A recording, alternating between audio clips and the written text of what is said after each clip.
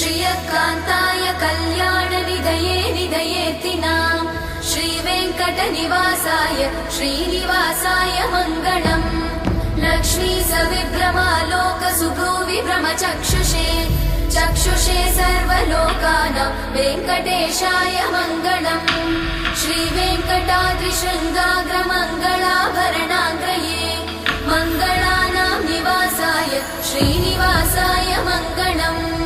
सर्वावयव सौन्दर्य सम्पदा सर्वचेतसां सदा सम्मोहनायास्तु वेङ्कटेशाय मङ्गलम् नित्याय निरवध्याय सत्यानन्दचिदात्मने सर्वान्तरात्मने श्रीमद् वेङ्कटेशाय मङ्गलम् स्वतः सर्वविदे सर्वशक्तये सर्वशेषिणे